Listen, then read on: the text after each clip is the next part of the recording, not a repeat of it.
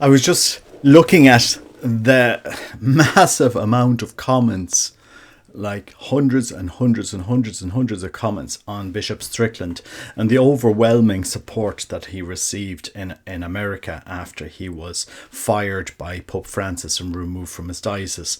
And he gave an interview yesterday with John Henry Weston, which was a beautiful interview, calling us to pray more, to pray for the Holy Father. It's an interesting time to be Catholic. There was just some of the comments I'm seeing in the section, and somebody wrote to me defending the fact that they're sedevacantist, or defending the fact that they're going to be Protestant or Orthodox. I mean, it mind-boggling for me. This is an amazing time to be Catholic. And if you wanted to see the Pope Francis effect, I mean, I say thank God for Pope Francis. Thank God for Pope Francis. He is challenging us in a very interesting way. And, a lot of people were sleepwalking for many years, thinking, I'm just going to continue on. And suddenly we come along a Pope that is radically different, that is radically challenging us. And all I can say to anybody that says, I'm going to become Orthodox, or I'm going to become this, or I'm going to become that, I can't deal with this Pope.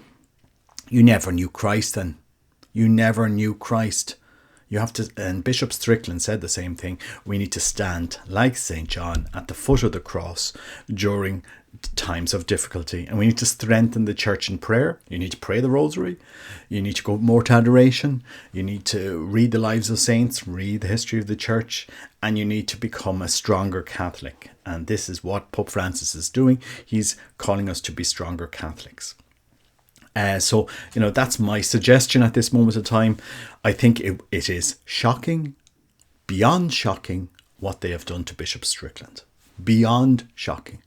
And I think American bishops can digest the reaction of American Catholics, should digest the reaction of American Catholics, as millions of American Catholics mourn to the fact that their bishop that spoke into their hearts has been removed by the Vatican for administrative problems. I mean, you cannot invent this. And I would kindly ask, which diocese does not have administrative problems? The dioceses that don't have administrative problems are the dioceses that do nothing. That do nothing. That's why they're not removing German bishops, because they do nothing. They do nothing. They give in to the rainbow washing of their church. This is the reality. And they do nothing to renew the faith. They watch over the decline of Catholicism in Germany as hundreds and thousands of Catholics leave the Catholic Church in Germany. They just become the second evangelical church the church in Germany. And Pope Francis has allowed this to happen. He's unleashed this synodal process, and it has given a result in Germany that the Vatican maybe wasn't expecting, and they can't handle this because they're not going to fire all the German bishops, are they? Or the majority of them, would they go peacefully like Bishop Strickland is doing? So we have to admire Bishop Strickland. He has stepped away from his diocese. He has obeyed the Holy Father, which he should do, and he has done. That is the right thing to do. Obedience is key in the spiritual life, and we have to strengthen the church at this moment in time. But American bishops, if you do not see what you are doing, if American bishops don't see what Bishop Strickland has done, then you are blind to your own faithful. You are blind in the church. And to get him removed 2 days before a USCCB conference meeting, I mean, it's cynical. It's cynical. It is, honestly. And everybody can see this. I mean, the laity see this. This is a prime example of the sensus fidei. The sense of the faithful. What are the faithful saying? Okay, for 2,000 years we had the teaching of the Catholic Church on specific areas. We had St. Thomas More dying to defend the Catholic faith. And all of a sudden we are kowtowing to the rainbow washing. Honestly, many of us don't understand what is happening, but look, this is a time to be stronger in the faith and to pray for Pope Francis. You don't leave the Catholic Church when times get tough. You stay and you strengthen the church. Otherwise, you were never Catholic in the first place. You were never Catholic in the first place. You never understood the faith. The Catholic faith is an encounter with Christ, the living Christ. We encounter him, he changes our lives, and we give that encounter to others. It is a grace of God. Faith is a grace of God, and we need to nurture this grace, strengthen this grace in ourselves, in our families, in our communities, and give the good news to others. And it's an amazing time to be Catholic. Truly amazing time to be Catholic. Thank God for Pope Francis. He has shaken up the church. And just look at America. Just look at the American church. Like, let's be clear. You know, all of the indicators in the American church are pointing where? Towards conservative, traditional boom in American church. It's booming. I mean, you couldn't, if we'd have had Pope Benedict up to last year, you would not have the reforms that are happening in the American churches. If we'd have had Pope Benedict up to next year, would you have ever known about McCarrick? Would there have ever been a McCarrick report? Because that report completely transformed the American church. You know, so don't discount the unintended consequences in which God teaches us. Pope Francis is the Pope for our time. We need to pray for the Pope. We need to remain united with the Pope, united with our bishops.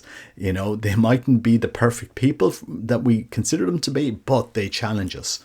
And I tell you, if we did not have Pope Francis, we would not have the dramatic reforms that we see. And it is becoming more and more and more conservative. Because who wants blasé liberal Catholicism anymore? Felt Catholicism from the 1970s. Post-conciliar Catholicism that, you know, people are just bored with.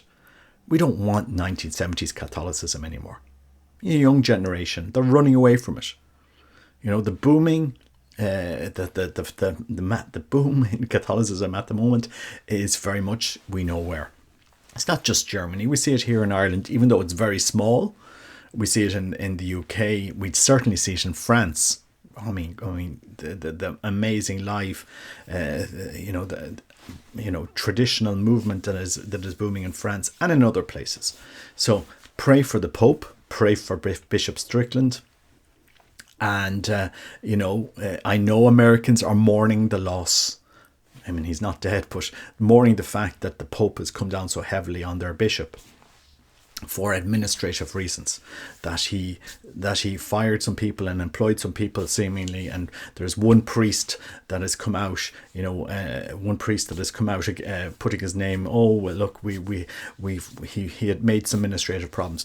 People can deal with that. You know, he's rough around the edges. Did he make some mistakes? Yes, in the sense that, you know, okay, we can see a bishop here that loves the faith. Where are the rest of the bishops doing this? Where are the rest of the bishops challenging people?